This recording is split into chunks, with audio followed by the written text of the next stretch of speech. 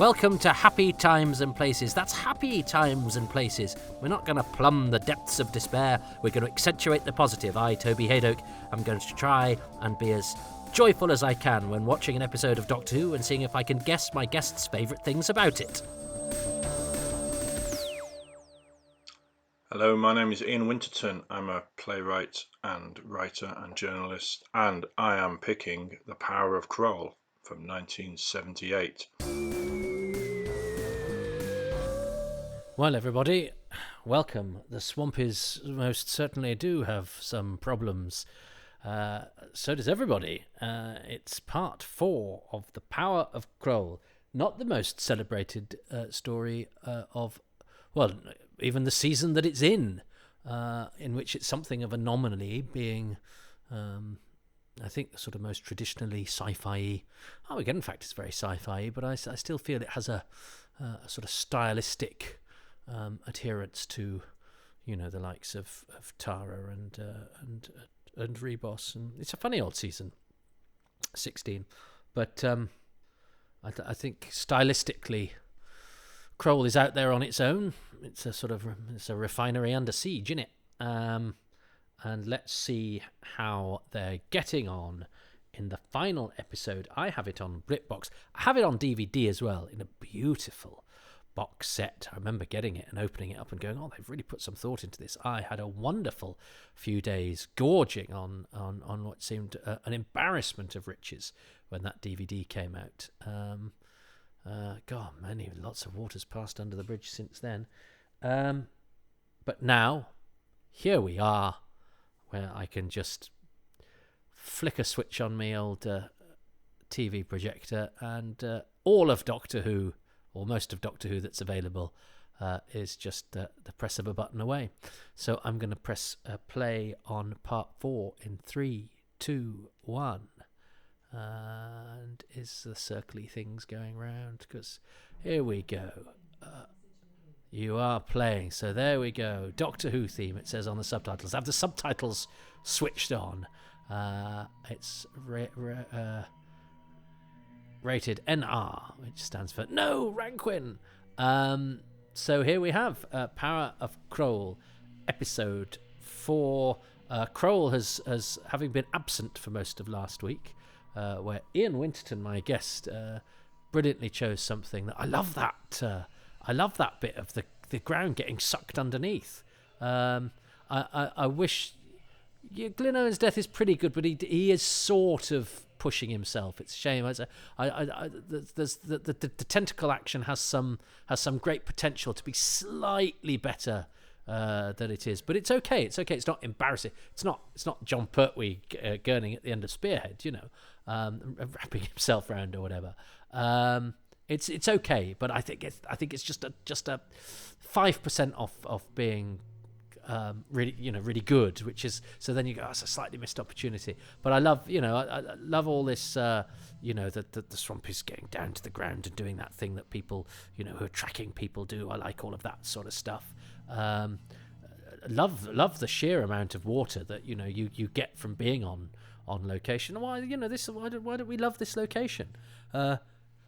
It's so unlike what we usually get in Doctor Who. Occasionally we go by the seaside, where of course the monsters have to inevitably rise from the sea. But I think this is a really good, and that is a brilliant model. Great tentacles. I love its moving mouthy thing.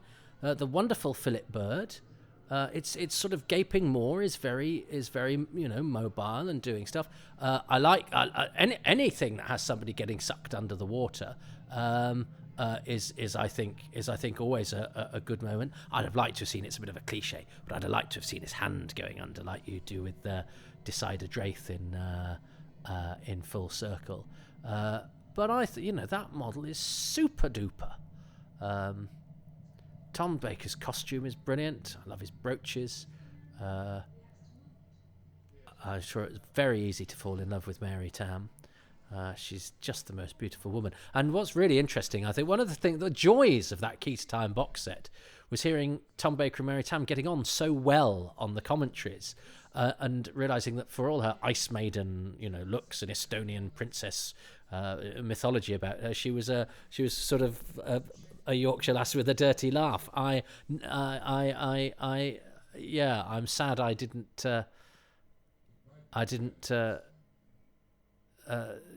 know Mary Tam, because she seems to have been a right old hoot. Now this shot sadly doesn't work at all. I quite like the tentacles coming out of the out of the village, but that shot where Kroll is towering above the village simply doesn't work, sadly. But is that the reason we don't like Power of Kroll? Because there's been stories that have been let down by. I had a whole thing in one of my shows that I cut in the end about the giant rat. Each Doctor Who story has one thing that kind of ruins it. That means you can't quite. Because I always used to judge Doctor Who stories on whether I could show them to the general public. I don't know what I thought I'd be doing. Drive a. Oh, would you like to watch this? And then fall in love with it. But I did genuinely always view it. I think it's a thing about approval, isn't it? I might talk about it. I said because I think it's an interesting point. Interesting alert. Whenever I say interesting, I think I'm probably not saying anything remotely interesting at all. I use it so often it proves one thing that isn't interesting is my vocabulary. But I actually like all of this stuff. The confrontation between Dugeen and Thorne. I like the fact that Dugeen is actually a plant for an agent for the Sons of Earth, or is he? Because again, when I first sort of read, I think it's in a Doctor Who quiz book or something. It said Dugeen is an agent for the Sons of Earth, but actually that's sort of what Thorne says to justify killing him. He actually says, Dugeen says they're not cranks, which just he might just be sort of sympathising, or he's been secretly subscribing to Sons of Earth Weekly or something, but that doesn't mean he's necessarily a card carrying member. He follows them on Twitter, but he doesn't retweet them. Now that's an interesting thing because I have friends who get very cross with other friends because of who they follow on Twitter. You go, anyway, that's a conversation for a different day. I think Fenner's just unfollowed Thorne, but I like that. I like it when things get a bit high octane in a base, and all the shouty men, I'm taking command, you bastard, and all of that. Now again, that's reasonable, but it just it still doesn't quite work. And Ranquin's been there. Now I adore this scene. This is brilliant. This is Twitter. This is people doubling down. Where you go, I'm gonna counter what you say with a fact. What is a single life? Newell was killed. What is a single life? So that's his. That's his. But doesn't he also have? And that was a test of our faith. There's all the reasons for the giant squid eating them. Are justified on religious grounds, and I think that's terribly, terribly funny. And my God, don't people still do it today? And I'm not just talking about religion. I think it's very easy to sort of poke fun at religion now, and actually, I think that gets a lot of people off the hook who go, well, look at me, I'm poking fun at religion because it's silly, it's believing in something that isn't there. Now, I'm not a religious person, but I see a lot of people who think they're being very clever. Patronizing religious people who are equally messianic or zealous about their own belief systems, and equally sort of manipulate actuality in order to justify it, or bat it off with some inane and unnecessary irrelevant comparison, or a lot of whataboutery. This is a terrible set. I know Don Giles, the set designer, I think there was a memo saying, please can Don Giles not work on Doctor Who again. That cutout in the wall is very, very careless. But I remember the first time I saw it, where Tom Baker hits the rocket silo wall with a hammer and it wobbles. I love this bit though. I don't know why. I love somebody bravely going about to press a button and getting shot, and that's exactly what happens here. And I do quite like the look of surprise that John Leeson does when he kills me, and it's not too coy about the sort of death scene. There's no blood or anything like that, but that's fine. Because I remember in the book of Tomb of the Cybermen, Viner's death scene, which is a pretty similar thing. Him going, "I'm going to press this button," and somebody saying, "Don't." And in the book, it's the fussy little man sort of holds his own against Eric Klieg, and then Klieg shoots him, and there's a look of surprise on his face, and it sort of reminds me of that's not like that in the TV version. It's a lot more perfunctory and quick, but actually the book version of Viner's death in Tomb of the Cybermen is very like what you get in Power of Kroll. And talk you through that, Tom Baker just hit a control panel with a hammer, and the wall just it really has been flung together. And if you look at the sort of entry ramp into the set, it's a very high angle. That's well, it's not particularly practical, difficult to walk up and down, I would say, but also really, really tatty. And Don Giles was still designing stuff in the sort of late 80s, early 90s, I think. I don't know that he's ever been interviewed. I don't know if he's around. And I love Hadoke in this, staring intently at the screen. He'd still be alive now, wouldn't he? And I'm reporting you for. I love.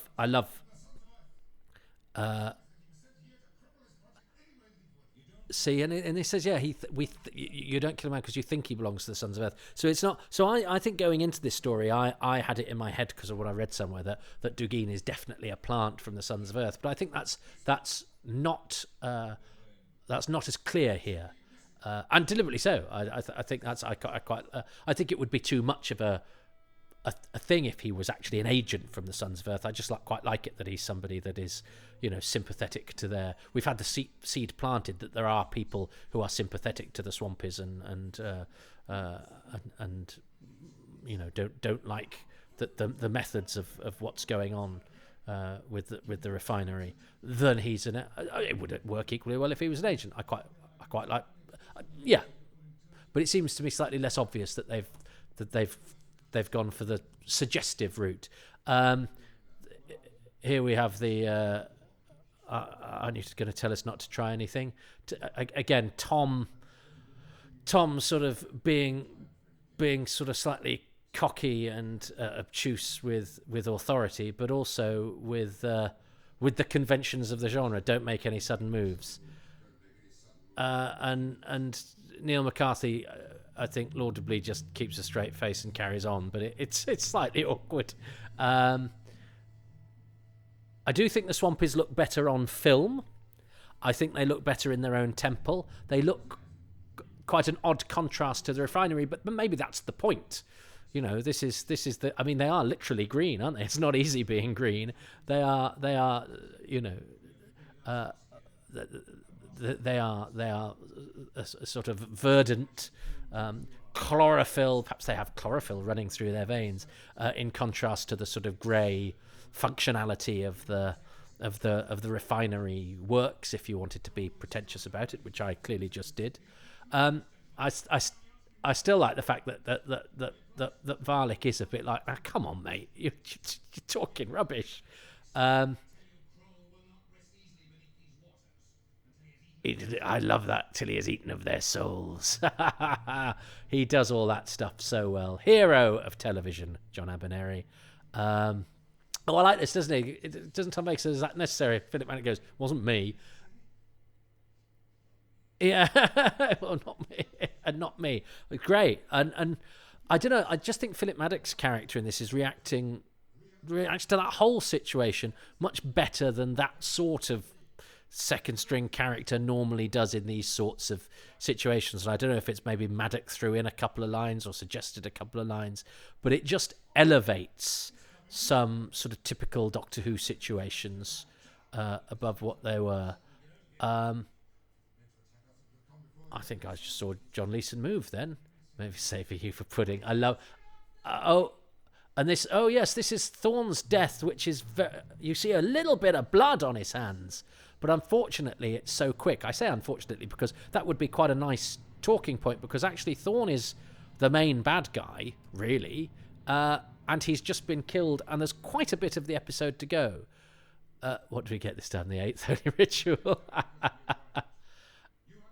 Tom Baker's there trying to mimic John Abernethy's hand movements, which I think is a bit cheeky, but they're all baloney. I like.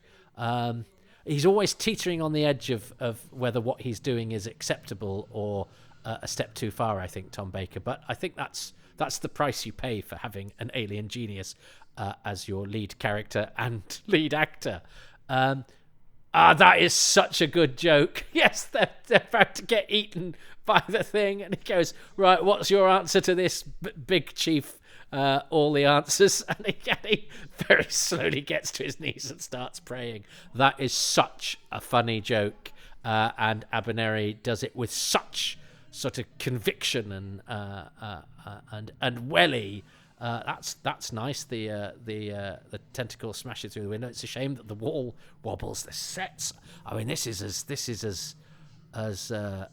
as you know, I reject the cliche of Doctor Who having wobbly sets in the sense that you watch anything from around this time and the scenery is scenery. And actually, I think often Doctor Who's production values are much better than much more expensive shows around it. It's just that he's been asked to do space, not a hospital corridor or whatever. This model is great. The refiner is a bit wobblier than I'd remembered. Although the plot for part 3 was a bit wobblier than I'd remembered. But yes, I still haven't quite finished. Thorne's death is a bit sort of like it's run out of things for Thorne to do, so he gets killed. But it's a slightly muddled scene, isn't it? I mean, you have to know where you're looking for you to see, you know, what's happened to him and the blood. And why is it important to see the blood? Well, they'd gone to the trouble of getting a blood bag, so you want to say, I like Tom Baker punching his head as if to say, yeah, I've had enough of Ranquin now as well. But that's you know, everybody is.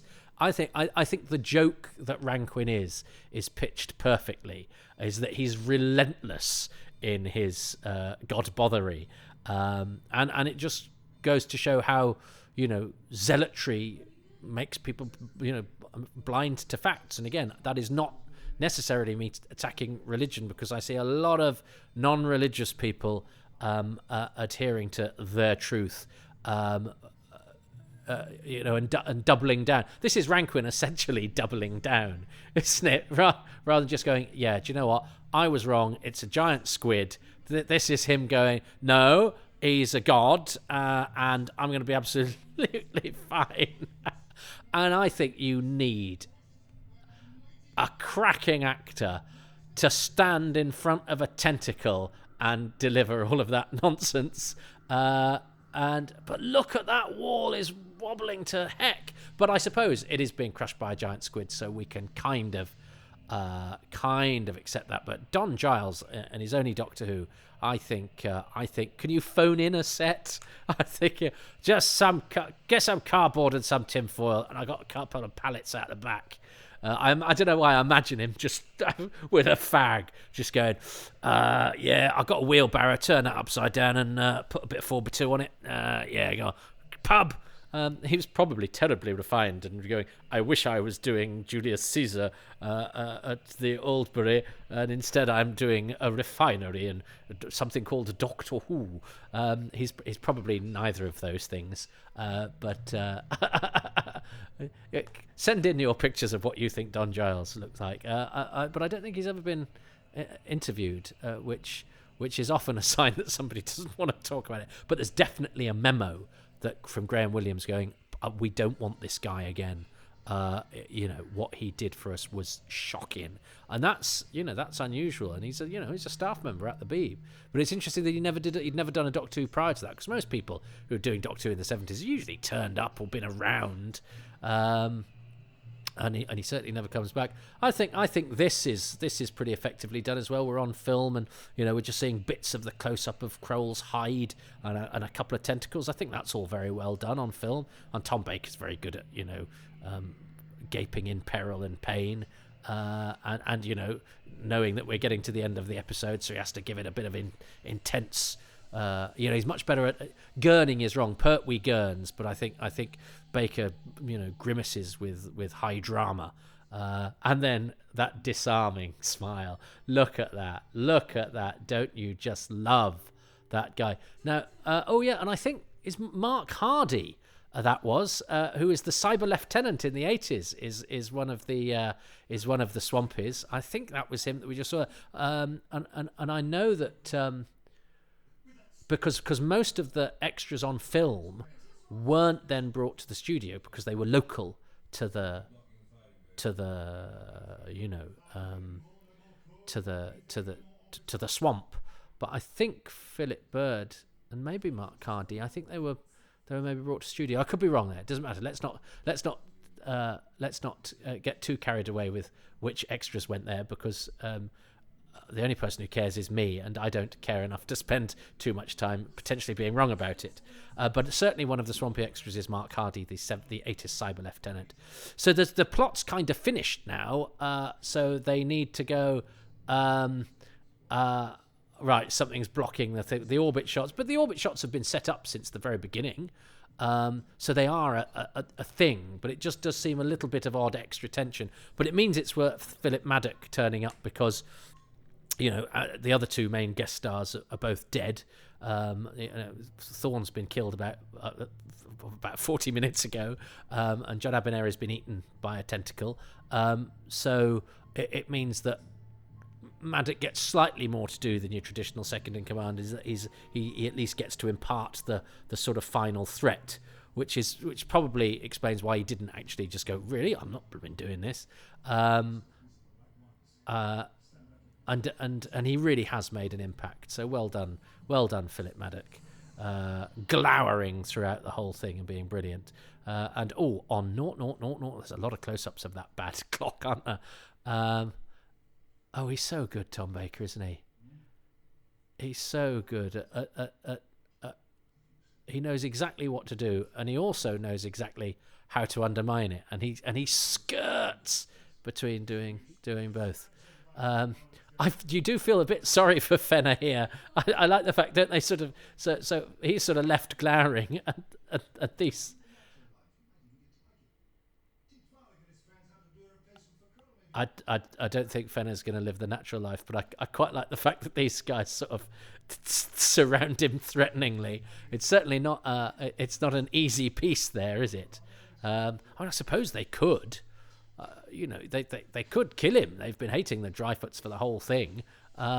But that's not what we're supposed to think. It's a sort of cozy comedy, sort of, he's been left with the swampers who don't like him. But, if this was real, you would sort of go, at the spear-wielding guys who don't like the refinery guys, they're going to kill this guy? Because they could. But, I like... and the idea that Kroll is the reason Kroll is an extra giant squid is because Kroll has swallowed the key to time. So it's a very clever use of the key to time. I like it in Androids of Tara when the key to time has got out of the way straight away. That's rather fun. I like the fact that they sort of mix it up a little bit. But I also like the fact that because the key to time has whatever properties it has, that has led to the whole story. It makes it more than just we've got to find something in a display case, or the thing we've got to find exists completely actually outside the drama of the story that we find ourselves in. I like the fact that it's sort of it's organic to the it's actually part of the whole plotting. Look at that! Everyone gets a single caption credit. Those were the days. That's the sort of thing that really, I was going to say, gets me going there. I think I'm probably taking it a little bit too far, but I do like a single caption credit for the actors. Beautiful. Tony Harding visual effects. Yeah, Colin Laver's no longer with us. Yeah, as I say, we really struggled to get people for any sort of comments. There's not a documentary, is there, on the DVD. I wonder if we'll have a go at doing one on the Blu-ray. Looking for Kroll, looking for Don Giles, looking for Norman Stewart. As I say, I think Norman Stewart is dead. But I would like to have a more detailed story of the power of Kroll on the Who Talk commentaries that I do from Phantom Films, which you should check out. We have Mark Hardy and Philip Bird on Kroll, two extras, but they're both actors who are articulate and have a lot to say, and it was early on in their careers, so it's good. It's no compromise having them on, but it is an illustration of how few of the key players are around. Carl Rigg is around. I've desperately tried to get hold of Carl Rigg, but when I get an email address for him, it turns out that it's out of date. Because he was writing. I think Russell T Davies was in a writer's room with him early in his career with Shirley Cookley, and so he was around, but now for some reason very difficult to have traced. I've tried Equity, everything, and yet he was somebody that was still acting and stuff when I was growing up and reading credits, and I think he was in a Rockcliffe's Babies or something. So he didn't. It's not like he sort of stopped acting around Kroll time. He carried on and then was writing in television. So, but one of those people that seems to have sort of not be quite there without having quite vanished. It's a curious one. So anyway, what is it now? So we have to choose a favourite thing and a favourite bonus thing. Well, I think my favourite thing about episode 4 is the whole way that Robert Holmes satirises not just religion but power. The whole Ranquin thing of every time somebody goes, he's destroyed our village, it's a test of our faith. He's eaten Jim. What is one life? He's always got an answer to divert from the facts staring him in the face. That's a giant squid that doesn't care if we live or die, and he's going to destroy everything for its own selfish ends. Doesn't matter. I worship it. Which I think is a message that is as relevant today as it was then, and as I say, not just about a religion, although I think that's what Robert Holmes is doing here. And I also think one of the reasons I like it is because it's totally believable that Ranquin is that kind of character, but also, and even though he's absolutely stupid when it comes to his prostrating himself before Kroll, he's also, in terms of the village and the swampy setup and his dealings with Rom Dutt, he's a wily operator. He's a smart cookie. He's a manipulator. And I think that's quite clever because it shows that somebody can be really stupid in some regards and yet very canny in others. And it's why quite often we have politicians, I've lost count of the amount of politicians we go, why does anybody vote for them? They're clearly not very nice and idiots. And yet they somehow manage to have something that means that they connect with people, and actually they make people quite happy to ignore the bit that's staring them in the face, that they are prostrate in front of a green tentacle and telling them lies. And people go, yeah, but I know that and I don't care because I still prefer what they're offering me to what you're offering. It's really interesting. Yes, Ranquin, full stop. I'll throw a little bit of John Abineri in there as well, although I'm not choosing an actor because I always do that. But yeah, Ranquin, the joke with Ranquin being the religious zealot that he is, the joke about how he treats every bad thing Kroll does, he manages to double down and get away with it. That whole, Ranquin and his religious fervour is my favourite thing about episode 4. And my favourite, are you all right, baby? I'm just finishing off. Cheryl Lee has just scooted past. I know she didn't get to watch part 4 of The Power of Kroll, and I think it's her loss. You missed John Abineri painted green praying to a tentacle. You see your sad American programs where everyone cries and learn things have a thing or two to learn from 1970s Doctor Who. And Philip Maddock glowering because he's not playing the part he thought he'd signed up for. It's marvellous. So that was my thing for part 4, and my overall thing. Now, I'm really annoyed that Ian has trumped me with choosing Kroll itself.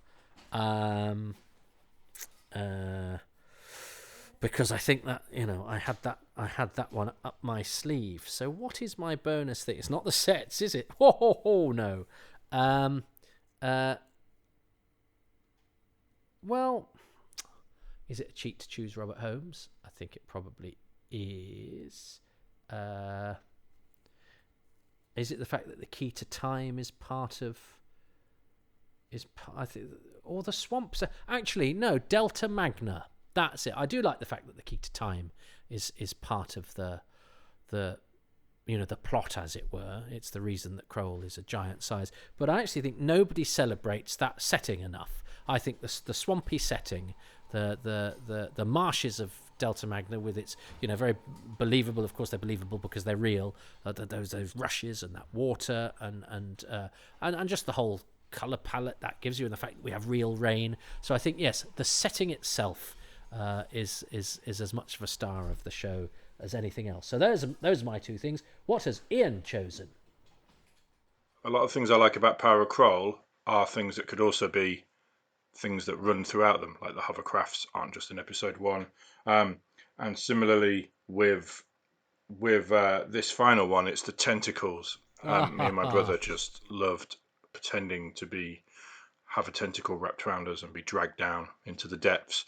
I think there's something I always loved as a kid, in fact I love now, when you can tell something's fake but you're still excited. It's like, we know Johnny Weissmuller is wrestling with a rubber crocodile in that river and we still love it. It's the fact that you could kind of pretend to do it yourself. I love the old black and white Flash Gordons for a similar reason. They were so pretend that kind of added to the thrill of them. And I think rubber tentacles in Power of Kroll are definitely up there for me. But to pick something that's sort of my bonus thing, I'd have to say the location, because Power of Kroll isn't very well loved, and people like Philip Maddock, sort of are very down on it. Although they did cast Philip Maddock in completely the wrong role, didn't they? But I'd have to say the location is just brilliantly done. It actually looks quite alien compared to what we're used to seeing on location work in Doctor Who. It's not a quarry. It's not a shonky set. It's quite unusual looking river, which I believe is in Suffolk, with all those great big reeds and wide open skies. I think it's a definite boon, definite plus point of Power of Kroll. But yeah, that's me and Power of Kroll. Thanks, Ian. I'll be telling you about Ian's social media and stuff in the closing credits, so do listen out for that. It's always nice if the people that have given their time, energy and expertise to this silly project of mine, which they all do for free, benefit from your follows and your interest in their work. One, I got a point. I pulled it out of the hat at the last minute. Well, I mean, most people, when they pull things out of the last minute, out of a hat at the last minute, actually win a thing, whereas I just haven't completely lost, which this week is a victory. Do you know what I mean? I mean, this week I'll take a reply to an email I've sent out begging for work as a victory. So one, yes, the setting, the planet, love it. 2, tentacles, excellent choice. I mean, I did allude to those in part 2 because I like the tentacle sucking Harg into the pipe. I love the cliffhanger. But Ian hits on a very important point about the fact that you are in collusion with the program makers. We knew stuff was fake. We knew we were watching an illusion. Now, people know they're watching an illusion now, but for some reason, we've decided that one of the conditions for enjoying something is that it has to be 100% believably, convincingly staged. I don't know when we decided that was a thing. We don't do that at the theatre. You sit in the theatre and you go, well, I accept the fact that that's not a wall, that's some curtains that people are walking off. But you just blank that out in your head because we are on your imaginary forces working. But for some reason, at some point, as viewers of television, we went, unless you convince us that what you're doing is 100% real, even though we know it's not real because we're at home watching it on our television, then you have failed. I don't think we won when we made that decision. I know what I'm watching is not real, partially because I know the names and CVs of all of the actors in it. But we know that. We know that when we're watching a thing. That bloke we're watching, Martin Freeman, was in a thing last night. We know that's Tim from The Office doing a very good Liverpudlian accent. In fact, that's part of the fun, watching an actor that we know from something else doing a different thing in something else. We like the mechanics of that. We're impressed when somebody convinces us in a different part. And yet we're not impressed when we go, well, that's a very convincing, if not 100% photo real recreation of a set or of a monster or whatever, which a lot of the monsters in Doctor Who are obviously men in rubber suits, but the Zygons are really good examples of men. Now, if you wanted to be ungenerous, you'd go, yeah, but that's a man in a rubber suit, so therefore I'm going to absent myself from enjoyment of this. Or you go, well, they've done a pretty damn good job, and I will go along with the rest of it. And that tentacle thing, the Johnny Weissmuller thing that Ian was saying, is absolutely that.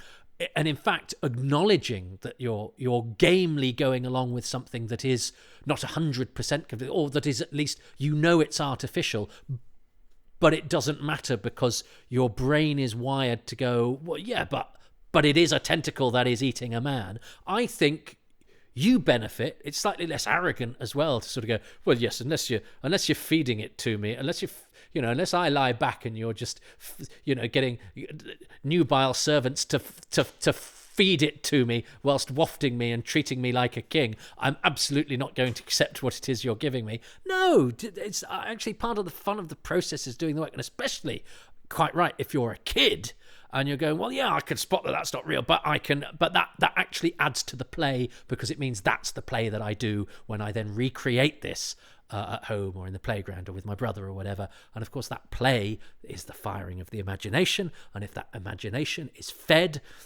that imagination prospers, and a prospered imagination leads to the exercising of that imagination and creativity, which then, breeds creative people. So that to me is a defence of its special effects and the way that television was done then, which of course, rather like Rankin, I'm preaching to the converted. But nonetheless, I liked Ian's point about how actually perhaps the obviousness of the artifice of the tentacles, although they actually look pretty good to me, can be seen as an advantage. But anyway, so that's why the Power of Kroll is a beautiful thing. I said that at the end of episode 1, didn't I? Oh, damn. I enjoyed watching The Power of Kroll. That's not a sentence that's used very often. Thank you for watching it with me, if you were, or for listening to me watching it, which I still can't quite get my head around, but I'm very grateful that you're there. Sorry if I moaned in various introductions to these episodes, but I think it kind of proves the point that even under the most unlikely of circumstances, which is either a crappy week in the dark January or just watching The Power of Kroll, there is still much to be had, and that is the beauty of Doctor Who. You trawl the swamp and you still come up with a magic perspex cube, and if that's not a metaphor for life, I don't know what is. Bye. Can I just say something before you turn off? Yeah. I love how passionate you are about Doctor Who. Oh, thanks very much. I don't know if they can hear you. Shout it. I love how passionate you are about Doctor Who. It's incredibly entertaining to observe. Are you drunk? No. Oh, okay. That's rude. Oh, that's nice, isn't it? I just had a compliment. Oh, and now Bernard's come to join us. Well, thank you very much. You want to say goodbye to the listeners and viewers, Shirley Ann Houston? Goodbye. I hope you enjoyed the man being eaten by the tentacle. I actually do want to see that. Ah, I see. We've got our interest now that you know there's a man being eaten by a tentacle. Do you want to say anything, Bernard? No, he's looking at me as though I'm an idiot. He might be onto something. Right, well, from Shirley and Bernard and I and The Power of Kroll, many happy times and places to you and yours. Ta-ta.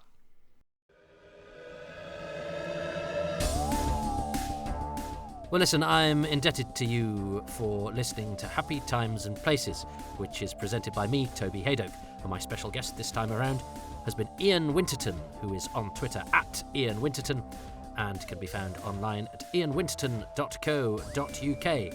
I'm also indebted to the patrons that make these podcasts possible, and they include Stephen Smith, Drew, you're new and I don't know your surname. If you would like me to read it out, please let me know. Contact me via the Patreon page, which is also supported by Paul Dunn, Jason Gorman, Siobhan Galichon, Ian Key, Joe Llewellyn, Darren Mackay, Adam Parker, Barry Platt, Mark Aldridge, Kit Allen, Sebastian April, Tilt Oriza, Simon Ash, Richard Alt, Stephen Bamford, Lungbaramus Banks, and James Ball. I'll say Sebastian April again to make up for calling him Sebastian. The music was by Dave Gates and the podcast artwork by Dylan Patterson. Oh, I nearly ran out of music then. I could go back and record that, but perhaps I will say that the technical faults are part of its charm. That's what people who are wrong about Doctor Who say. So listen, it's getting late, and lately these post-credits bits have gone on almost as long as the podcast itself. So I'm on Patreon, patreon.com/Toby Hadoke, where you get advanced material and bonus releases and other sort of little bits and bobs and little bits of chitter chatter back and forth. Starts from as little as £3 a month. There's a 10% discount on a yearly subscription. Patreon.com/Toby Hadoke. And then there's Ko-fi, which is ko-fi.com/Toby Hadoke, which stops you from having to do the monthly obligation, but means that you can just pop a donation in anytime you fancy, or if there's been a podcast you've particularly enjoyed, or you're feeling particularly flush. But look, I know that times are hard and that we don't expect to pay for podcasts, and that's fine. But what costs you nothing is to go to iTunes or wherever you get your podcasts from and to give these a 5-star review, and perhaps some lines as well that just make us stand out from the crowd. And by us, I mean me. It's just me in a cupboard with a laptop. And also, I'm a stand-up comedian by day at Excess Malarkey Comedy Club in Manchester. Check that out. It's online once a month on twitch.tv/Excess Malarkey, and every Tuesday at 8 p.m. live at the Breadshed, Manchester.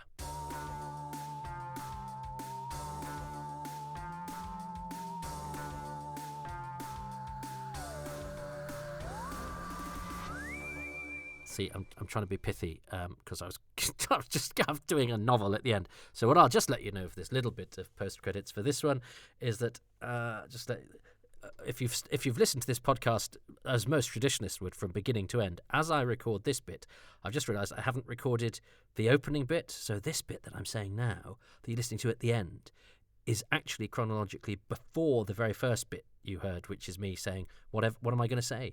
Welcome to Happy Times and Places. Oh, it's so positive, and we just love talking about Doctor Who. I mean, I don't do it like that, but it's an episode 4, so I won't even have fun with it. I'll just try desperately to be pithy and to sum up the whole experience in one take. So I've got that to look forward to, and you've already done it. Isn't time travel amazing? It's not really, but let's not do whole stories about it, yeah. Because otherwise I could die now. But you just go, well, yeah, but he'll just save himself when he's recording the pre-credits. Actually, I couldn't. If I died now, I'd just die, and you wouldn't be hearing this because I'd be dead. That's why let's just. I'll just tell you what. I'm just not going to die. I'm just going to go back in time to record the opening sequence. And now, with that knowledge, you'll think back to it and go, I knew something. There was something different sounding about him. I wondered why it inserted the word plum. I might insert the word plum now.